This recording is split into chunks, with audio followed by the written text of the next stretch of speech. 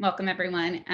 So we're going to start today with a box breathing exercise, and box breathing is it's a simple method of bringing your blood pressure down. And we have found that if you can bring your blood pressure down, then it is a whole lot easier to regulate stress and anxiety. So what you're going to do is breathe in through your nose and out through your mouth. And the way that I remember this and teach this to kids is smell the rose, blow out the birthday candle. And so we're also, not only are we going to be breathing in through your nose and out through your mouth, but we're also going to be intentionally slowing your breath. And so what we'll do is count in for breathe in through your nose for 4 counts. 1, 2, 3, 4. Then I'll have you hold your breath for 4 counts. 1, 2, 3, 4. I'll have you breathe out through your mouth for 4 counts. 1, 2, 3, 4. And then I'll have you hold your breath once again for 4 counts. 1, 2, 3, 4. So that's why it's called box breathing. Is there's a simple way to remember the steps. So breathe with me in through your nose. 2, 3, 4. Hold your breath. 2, 3, 4. Breathe out through your mouth. 2, 3, 4. Hold your breath. 2, 3, 4. Let's do it one more time. Breathe in through your nose. 2, 3, 4. Hold your breath. 2, 3, 4. Breathe out through your mouth. 2, 3, 4. Hold your breath. 2, 3, 4. So hopefully that just helps you get back kind of into your body and attuned to this moment.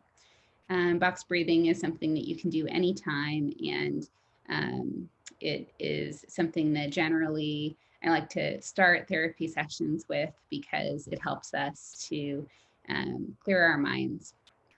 So that is one of the things that we are going to be talking about today is how do we deal with those pesky, anxious thoughts that are, typically in our society pretty rampant, but during COVID, they're at an all-time high. Anxiety and depression rates have skyrocketed. And so, one of the things that I want you to remember is that if you struggle with anxiety, stress, or worry, you are typical. This is not something that is wrong with you. It's just something that is kind of a sign of the times. It's a natural response to not knowing what the future brings and having your typical norms and routines shaken up. However, it's something that can be genetic, can be in response to other life events. It is treatable. Anxiety is the most treatable mental illness. So it is important to hold the awareness that it could be long-term. It could be something that you experience outside of COVID, as one out of every 3 people do at some point in their lifetime have an anxiety disorder or an episode. And, it could just be in response to all that, people are dealing with in times like this. So that brings me to one of the other important points to remember as we talk today, which is that one of the most common mistakes people make with anxiety is intense resistance to the anxiety. And, acceptance is not a natural state with anxiety. We tend to resist difficult circumstances naturally. But when we resist too much, we send our bodies into an anxious state. And so one thing we want to try to do is be grateful that we have an amygdala. That's the part of the brain that carries our stress response. It keeps us safe. If you are on a hike in our beautiful mountains and you are about to step on a rattlesnake, you want your amygdala to put you into a fight or flight response.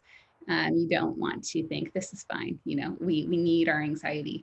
And so it's important to accept anxiety as not all bad. Anxiety is good, it protects us. But anxiety tends to compile throughout our lives. And so we'll link one experience to the next, which will often lead us to catastrophizing or making assumptions.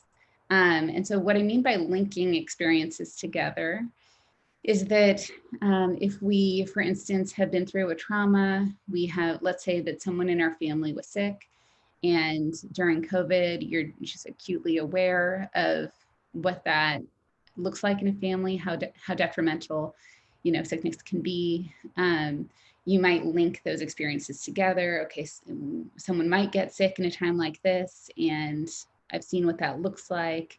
And so what if, these current symptoms that I'm feeling are COVID, or what if my mother's symptoms are COVID? You might draw some assumptions or link situations together in your life, assuming that you're in kind of this recurrent nightmare. We do that with specific memories. That's sort of a post-traumatic stress response, but we more commonly do that with a general feeling, where we generally feel like we're going through the same things again and again, even if the circumstances are very different. So we have something called many neural pathways in our brains that are most typically formed in childhood. They tend to stay pretty stable throughout our lifetimes. And so basically these early messages that we received about, are you loved or are you safe, tend to stick throughout our lifetimes. And those negative messages, the times when inevitably someone went through something hard as a child, let's say you moved a lot, for instance, you might feel like, I'm generally not safe. I kind of have to be independent. I have to do things on my own. That would be an example of how a neural pathway might replay. Not in specifics. It won't say, oh no, you're going to move again. It'll say you're generally unsafe. You better only rely on yourself. So these general feelings replay in our brains.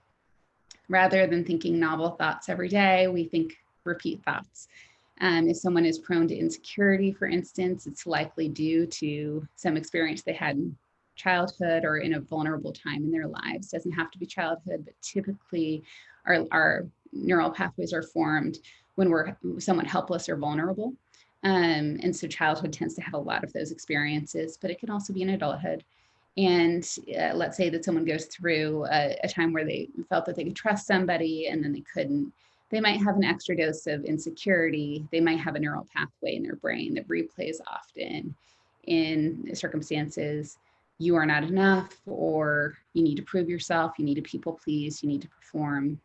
And that would be an example of how we would take that feeling and project it onto things literally on a daily basis. So we tend to replay these messages frequently in our subconscious.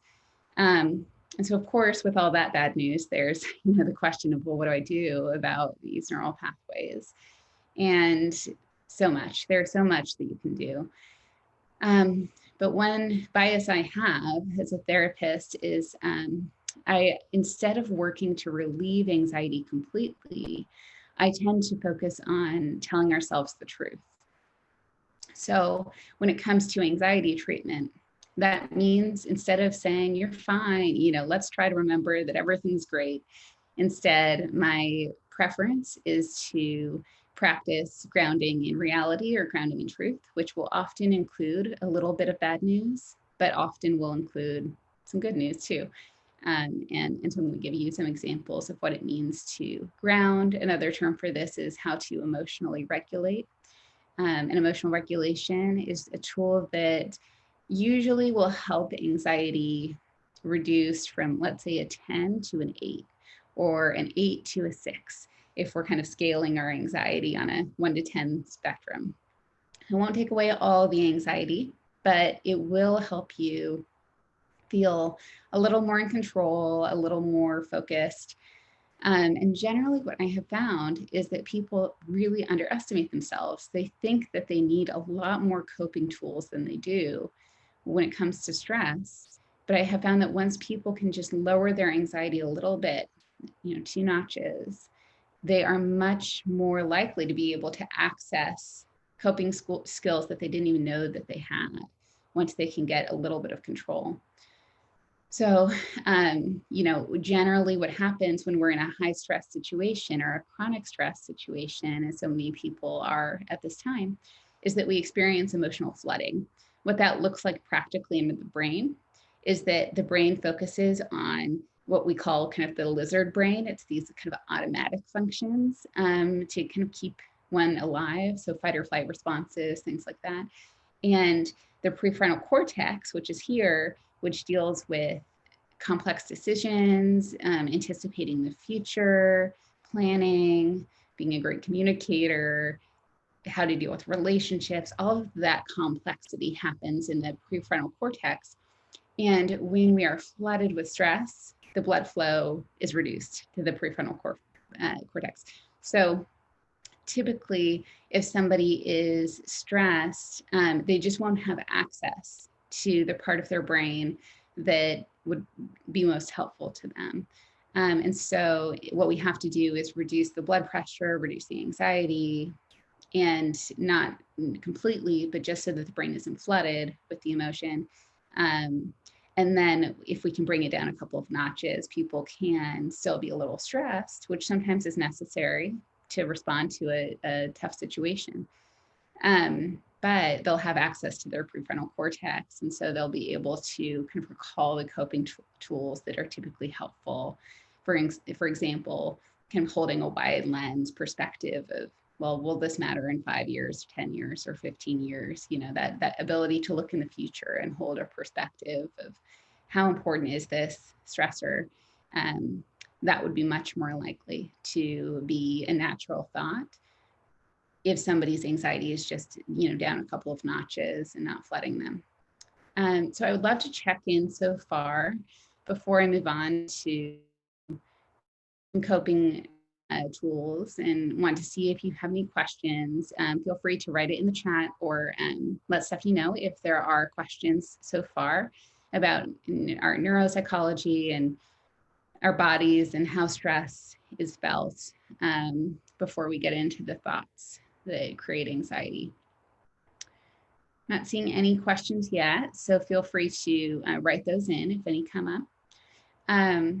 So before we can deal with the thoughts related to anxiety, typically I find it helpful to do some body regulation, or we call it somatic regulation. So to regulate the body first tends to be something that helps us be able to focus our minds on self-soothing.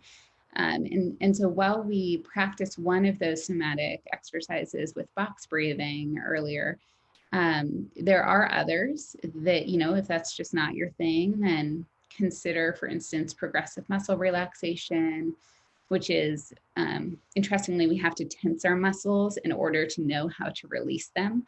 Like if you're just sitting there and I say, release your muscles, you know, relax. A lot of the time people won't know how, they won't know how to relax unless they tense up. And you can do this all at once, but, you know, people find it a little more soothing to do in a progressive manner. Just work from head to toe or toe to head, looking at, you know, each muscle group, and tense and then release, tense and release. And I find it helpful to pair that with the breathing, you know, breathe in deeply. Another somatic tool is diaphragmatic breath. So breathe in deeply rather than breathing in through your chest, breathe in through your diaphragm and belly area. And so the most helpful way to know if you are breathing from your diaphragm is to lie down and put your hand on your belly and just try to inflate your belly like a balloon. If you find that difficult to do, you're normal. It's hard to kind of figure that out until you've tried it for a few minutes, and you'll get the hang of it. Typically, we breathe in our chest when we're anxious, and our shoulders are kind of up, and we're rapid, you know, breathing in our chest, which only creates kind of a hyperventilation experience and adds to the anxiety. So if you lie down, deep breaths in your diaphragm, feel your belly expand, do that a few times. That's really going to kind of put you in the zone to clear some of these anxious thoughts or regulate those anxious thoughts. You know, those are a couple of kind of mind-body connection things to know.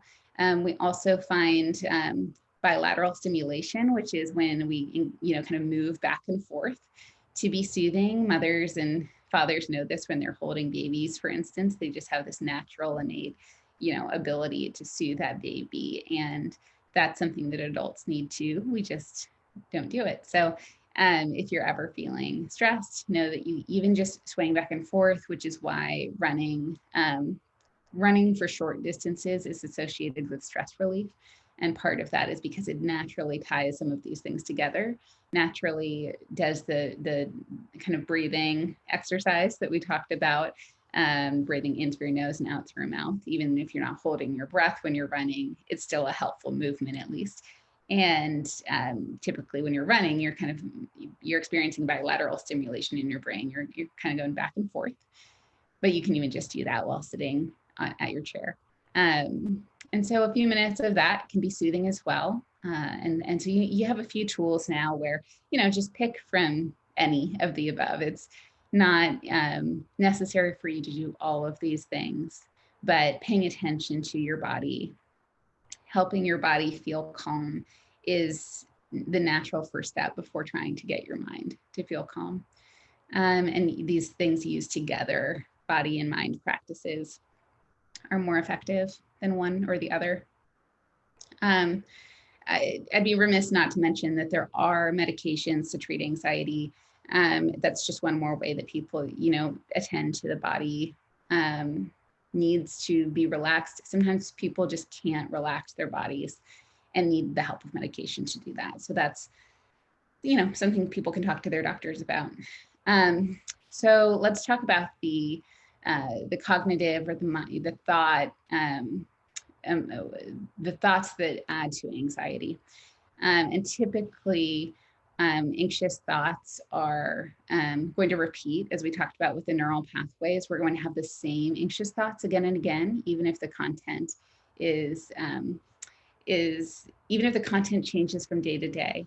Generally we're going to come through with the same general thoughts. And so if you can figure out what your anxious thought is, then you can just repeat. You can tell yourself the same thing each time you get that thought. And so it's harder at first to figure out, what am I really thinking here when you're anxious, but it gets easier because next time you can just say, well, is it that same thought as last time? And typically, yes, it will be. Thank you so much, Sylvia, for your comment there. I appreciate that. And so, let's talk through some common anxious thoughts that people generally struggle with. One is, feeling out of control. As you can imagine, that's a common one right now. Another is not feeling heard. This tends to be a common relational anxiety thought. So with a partner, for instance, someone might not feel heard, puts them into an anxious state. Another is that I don't have choices, feeling trapped or stuck, feeling powerless, feeling like, one doesn't have control. And I think that pretty much covers the general. There's lots of neural pathways that have to do with feeling unloved that are related to fear as well. And so, it wouldn't be uncommon to deal with those at the same time, feeling like, I'm not loved, I'm not cared for, not appreciated. So those might be present as well. We tend to cope with those kinds of very vulnerable thoughts with anxiety. So anxiety is not a primary emotion, it's a response to these vulnerable, painful emotions. And, it just happens so quickly that we rapidly go from, I'm stuck, I feel like I have no choices, to now I need to cope with that with anxiety, a false sense of control, for instance. Move so quickly that we don't even notice that before we tried to take control with kind of a frantic anxiety, we felt vulnerable pain. I don't have any choices. And so, these are deep in the subconscious. It's not things that we're really thinking out loud, but, generally speaking, anxiety is not the first experience or the first emotion, it's the second. Sometimes people deal with anger when it comes to anxiety too, since anxiety is sort of an agitated state, and that is also a secondary emotion. So typically, if someone first starts with a sense of, let's say, I feel stuck, I feel out of control, and then they cope with anxiety, maybe some irritation, maybe some performance. They try and please their clients. They try to, fix the situation anxiously. Then the best thing that they can do is they can check that original thought. And what I mean by that is just see if it's telling you the whole truth. Often there will be a grain of truth in it, but it won't be telling you the whole truth. So what I mean by that is, for instance, if someone's anxiety thought is, I don't have choices, I'm stuck. You know, is that really true? Is that telling someone the whole truth? And often, because the neural pathway was formed in a more vulnerable state, that was true at one point. We were all kids without choices at one point, for instance. But it's not as true anymore because we're adults and we have options, not options that come easily to us in a time of flooded anxiety, but we do usually have more options. We can also ground or regulate in our identities. So we can kind of pull back from the situation and say, well, is this a reflection of who I am? How important is this? What's the priority? How defining is this in my life story? Is this a bad day at work, a bad week at work, for instance? Or does this say something about who I am? Does the situation get that authority in my life? Are we in a powerless position where we're kind of letting, how many houses you sell, for instance, define you? Because if so, then you're going to be constantly in a state of anxiety about that. Or can you reevaluate that idea and base your identity in something that's a more firm foundation, like, what your family might say about you or what you know to be true about you? Can we look at choices that have to do with your own skill set? Like, can you speak up? For instance, can you advocate? Can you create opportunities for yourself? So there's a few different ways that we can approach, this thought of I'm stuck, I don't have choices. But usually when we kind of walk around that thought of, is that telling us the whole truth? We're going to find, there's some reason to be anxious. Typically there's a trigger. And no, it's not telling us the whole truth. There are some choices, or just, perhaps we're ascribing too much importance to the situation. There's often some hope to be found that we could intentionally draw our attention to. And so you can kind of walk through this emotional regulation cycle by asking yourself, if I truly believed, if I truly felt that I did have some choices, can assert myself, I can base my identity in something besides a client's response. I can widen my lens and see that while this situation is somewhat powerless, I have some options coming up that are not, where I can sort of start again next time. You can regulate yourself there and then say, if I truly believed that, what would I do? And instead of being in a reactive state of, well, I feel powerless, I feel like I don't have choices, so I have to just be anxious, that's what I do. Instead, you can say, well, if I really believed that even though I'm still feeling like this is awful, I'm stuck, part of me now knows in my mind, this is not defining for me. There are more choices than I have felt. I just need to, stay present with the opportunities here. Then if I really believed that, what would I do? And typically you'll be in a more responsive position there, less reactive, more responsive. I'm not saying that the emotion is going to go away quickly. It takes about 20 minutes for heart rate to come down. So typically when people go through an emotional regulation exercise like this, they're still going to feel anxious as they walk through that process. But the point is just making sure to tell yourself the truth because surprisingly, we indulge anxiety. And I wish I knew why. I think personally, it's probably because we're trying to validate an earlier part of ourselves that felt very anxious and helpless and stuck. And so we're trying to say, yeah, that did happen. You were stuck at one point, but the truth is you're not any longer, that helpless. And so, we want to take on that victim role, but it's so important to resist that, and not necessarily to say everything's fine, but just to tell yourself the truth about the situation, which is usually more hopeful than what an anxious thought is going to indicate.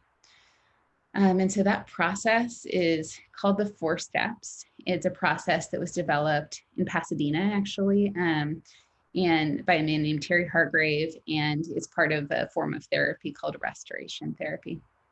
And so just to review, the 4 steps are: say what you feel in the most vulnerable and specific words possible. So for instance, I feel unsafe, I feel out of control, I feel stuck, I feel powerless, I feel like I don't have a voice, I feel like I'm not valued, I feel like I'm not loved. Use whatever the most vulnerable words are that might describe your experience. 2, you're going to call yourself out with what you're tempted to do to cope with that feeling. So usually this would be anxiety for any of those emotions. I'm tempted to cope with those feelings by getting anxious. And, perhaps some related coping might be, I'm tempted to cope with those feelings by getting irritable or performing or people pleasing or withdrawing. And then, you can ground in truth from there. Okay, so what is the whole truth about those vulnerable feelings we need? And step 1. And it's okay to have a complex truth. On the one hand, I'm not heard by this client. On the other hand, I can make myself more heard by changing up my communication style, for instance. That would be a nuanced truth where you're holding a little of the negative reality with options that you might have not drawn your attention to before. And the 4th step is, what would I do if I fully believed that truth? So if I fully believed the reality that I've not been heard by my client, but I could maybe make myself heard, then I would choose to strategize a new communication strategy, for instance. So that's just an example of the 4 steps, but it can be applied to any personal situation. It doesn't have to be work related. We tend to be most triggered at home. So, you're most likely to be dysregulated with family. We typically are dysregulated on a daily basis and just don't notice it. So these neural pathways flare up, about once a day. So go ahead and take, a guess at what your most vulnerable feelings are related that come before anxiety. Write that down and check in with yourself in future situations. So later today or tomorrow when you're anxious, check in and see, am I believing that I don't have choices in this situation? Or whatever the vulnerable emotion is. And then, see if you can figure out what your own neural pathways are. Neural pathways often don't change easily, but we can build associations easily. So what I mean by that is that let's say that someone has a neural pathway that is about insecurity. They might be prone to insecurity throughout their life, but they can very easily train their brain that when they feel insecure, they ground themselves in a self-affirmation. So for instance, I feel like I am not good enough, but the truth is I am really working hard and the people closest to me value me. And so then when that person has an insecure thought, that other thought's going to come with it. And the way that we build that association is by literally saying that out loud, that truth out loud. When one feels insecure, the brain absorbs in long-term memory what it hears out loud, someone say out loud, more easily than if they just think that thought. So in about, 1 to 2 months, if people were repeating that truth out loud when they felt insecure, the truth is I'm valued by the people closest to me, they would build a new neural pathway association in their brain with the insecure neural pathway. So a lot of content there for you. Before I move on, I just want to let you know that this all sounds really complex, but the basic takeaway you just have to remember so far is, one, that the body and the brain work together when it comes to anxiety. So calm your body if you want to calm mind. And two, that we just have to tell ourselves the truth when it comes to anxiety. We don't have to convince ourselves or resist the anxiety too much and say, don't think that. We can be self-compassionate instead, and just choose to nurture ourselves instead of kind of shove ourselves out of anxiety. So there's a lot of good content there. I have a similar cognitive exercise if that one is just, not the right one for you. Another one is called, if you ever want to Google cognitive behavioral therapy worksheets, there's kind of a cheat sheet there for you that therapists use to treat anxiety. There's a number of different, worksheets, but there's kind of a commonality between them that you'll see. Cognitive behavioral therapy worksheets. And those are where you log your anxiety and, then you log so let's say that you have on a piece of paper a fear or an anxious thought.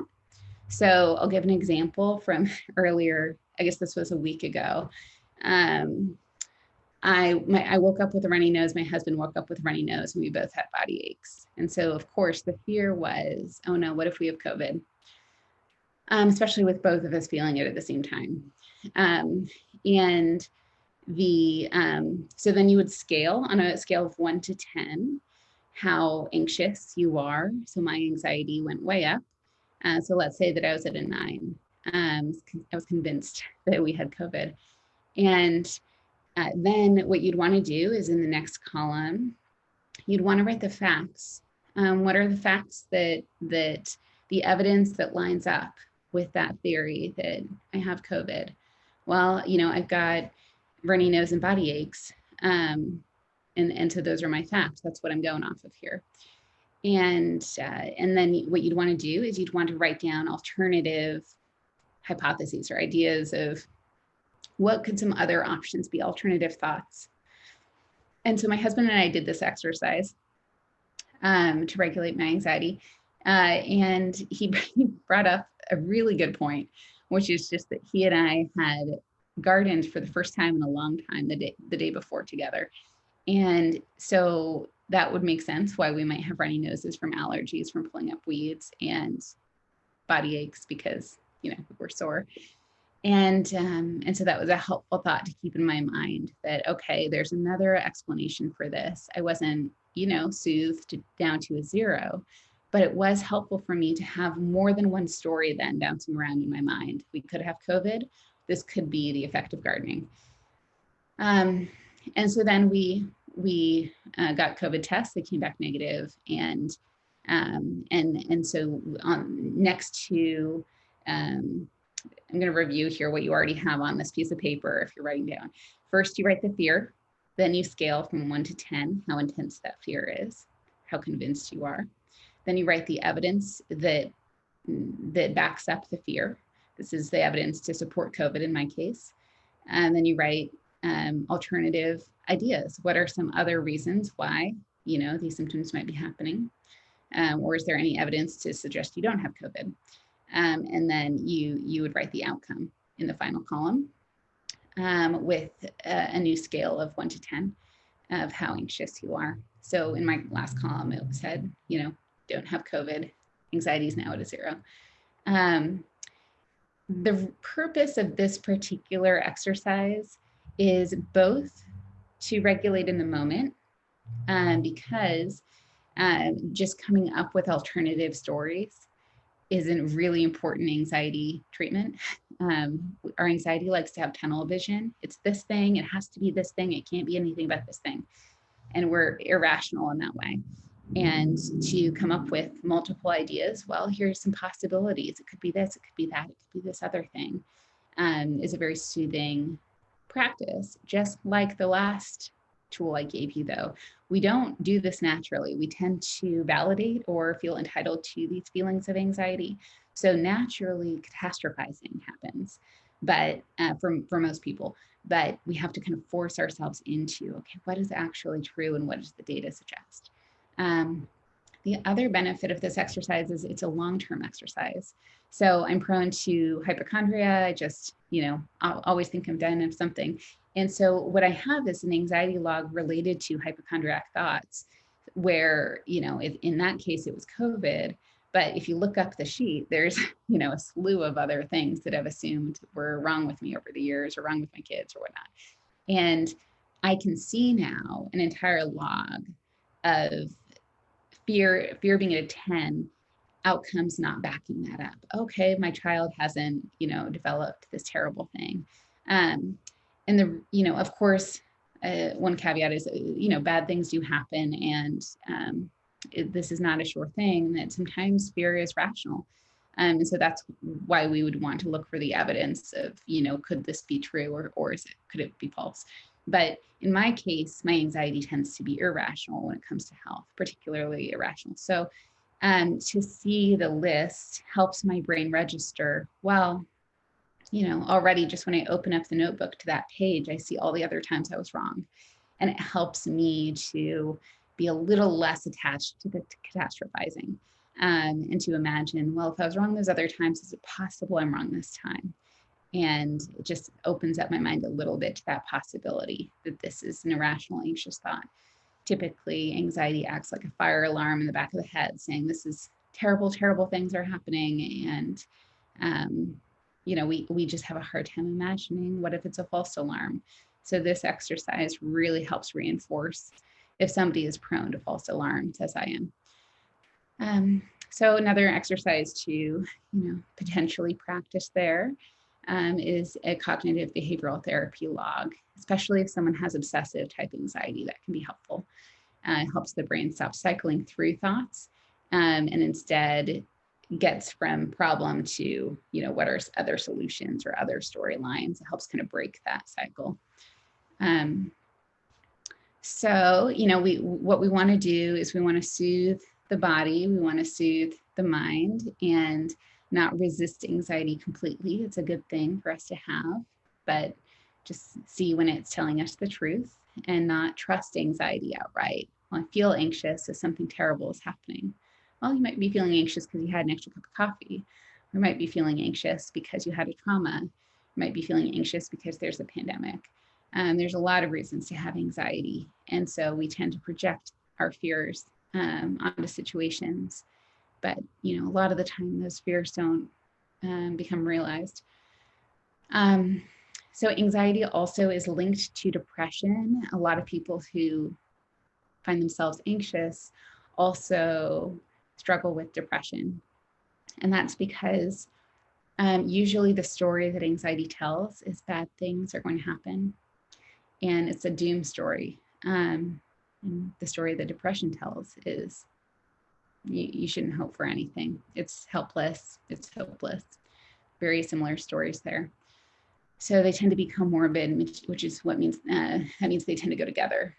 And so if you are interested in treating anxiety, you might also benefit from treating depression at the same time. So there are lots of ways to treat depression. One of the things that tends to be helpful is to get outside and exercise. And we have such a beautiful climate for that. And the benefits there are vitamin D, which perhaps more of you are taking anyway because of, it seems that it might be beneficial for COVID, but vitamin D from the sun and bringing up the heart rate. So cardio tends to be a mild antidepressant. Typically, if people can bring their heart rate up for 10 to 30 minutes, it will provide a mild antidepressant boost for up to a week. So it's just one high intensity workout a week. Acts as a mild antidepressant. It might be helpful to know that long, intense exercise, like marathon running, for instance, is a known depressant. So it has the opposite effect. So short bursts of heart rate going up tends to be helpful. Long, sustained exercise can be unhelpful. There's thoughts that it could be because of adrenal fatigue, where your adrenaline kind of boosts up for a long time and then has a hard time restoring. So there's hormone shifts that might happen because of running for a long time. But the main thing to know is just a little bit goes a long way. Secondly, sleep is really important for both anxiety and depression. And what you want to focus on there is something called sleep hygiene, which is going to bed at the same time every night, paying more attention to that than anything else, because what it does is it starts to cue your mind towards, okay, now it's time to relax. Maybe an hour before, half an hour before you would start getting sleepy, it would kind of ease you in so that you're not having to force sleep. And then the hope is, of course, that you stay asleep all night.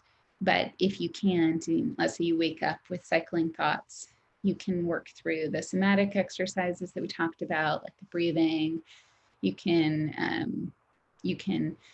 focus on some of these cognitive exercises, or you can distract yourself, which I think is an underappreciated anxiety treatment. Which is simply to draw your attention to something else.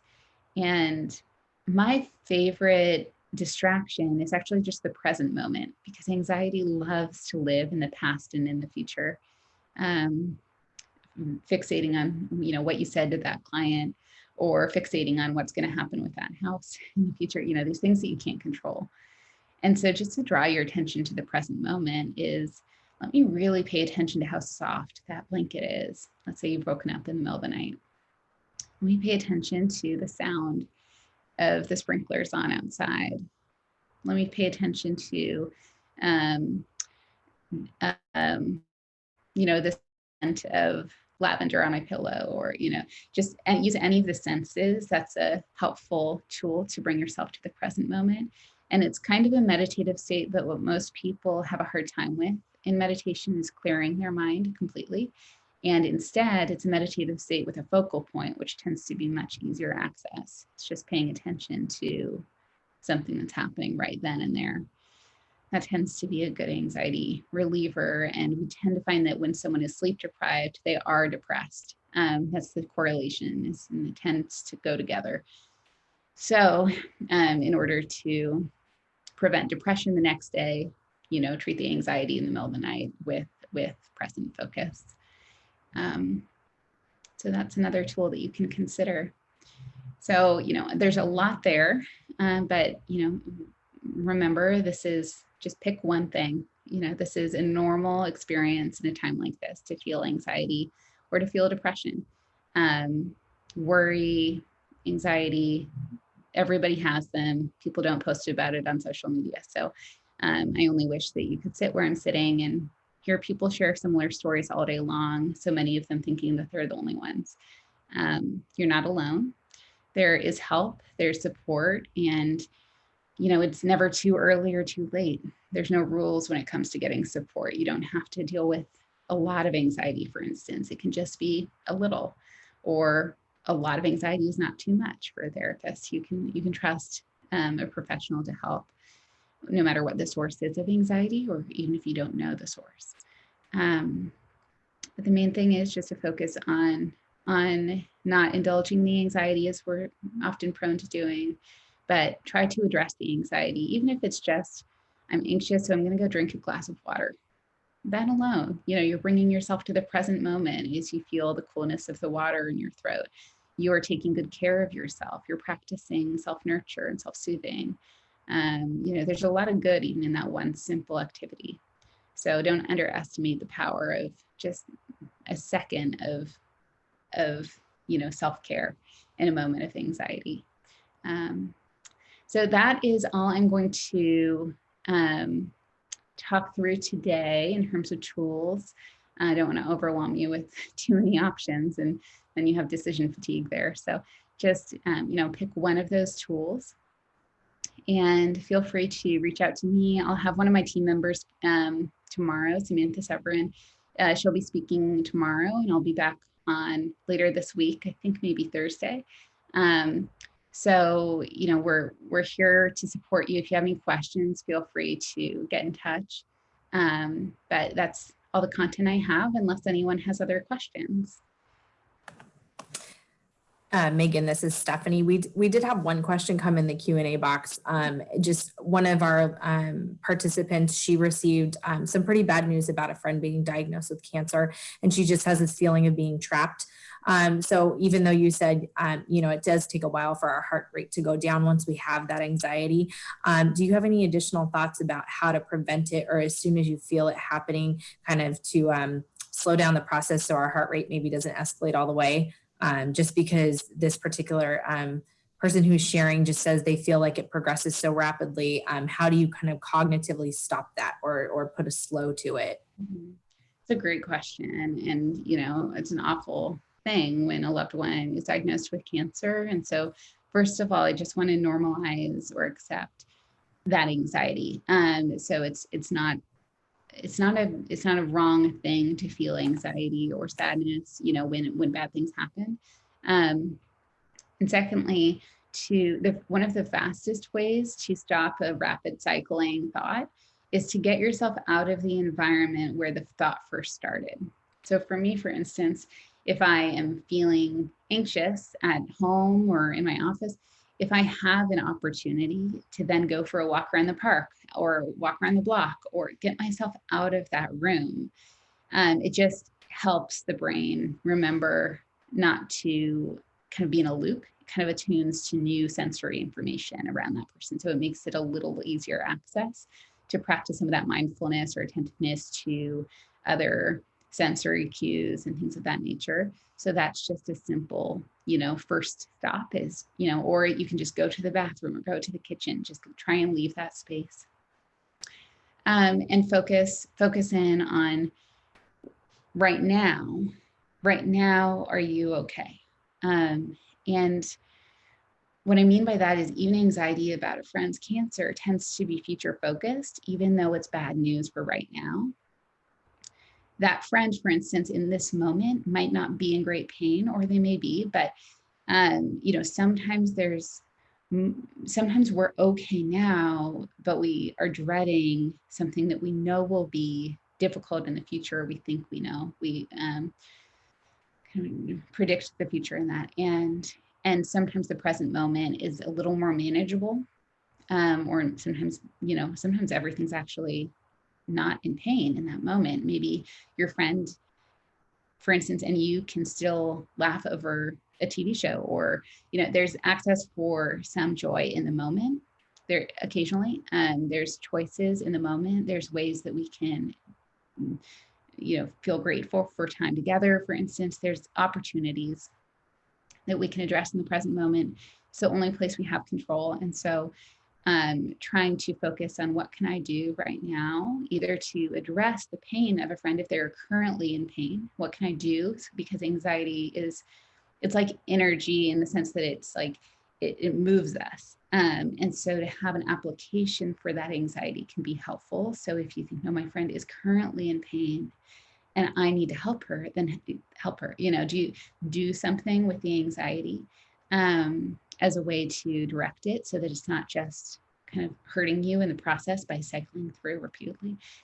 Or if your friend, for instance, isn't currently suffering, attuning to that moment. Okay, so she is currently okay. I, of course, have reason to fear for the future, but she is currently okay. So I can relax and I can enjoy something with her, for instance, and I can live in this moment. So those are a few options to, try and address that rapid cycling variety of anxiety, which is so hard to get on top of. Even if you can't stop that anxiety, I would still go through these exercises that we're talking about, because it'll just come up again and again. And so, if it's not preventative this time, it can be preventative the next time. I find that sometimes in particularly stressful periods of life, people need to just wake up and tell themselves these kinds of truths or realities, start the day off right away, kind of get ahead of it. Those kinds of exercises are not ones you just have to use in the moment. You can tell yourself, today I'm going to be prone to feeling out of control. and I'm tempted to respond to that with anxiety. The truth is, I have some choices, and I'm going to make the most of those opportunities. And remember that feeling anxious isn't helping. So doing something with the anxiety is my best option. And I'll also choose to be compassionate to myself as I grieve this news, for instance. Starting the day off with that, is just fine. You don't have to wait for the moment when it hits.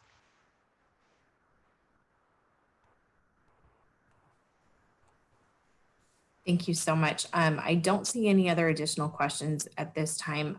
If anyone has anything else they'd like to ask Megan about, please feel free to type it in the Q&A box or the chat box.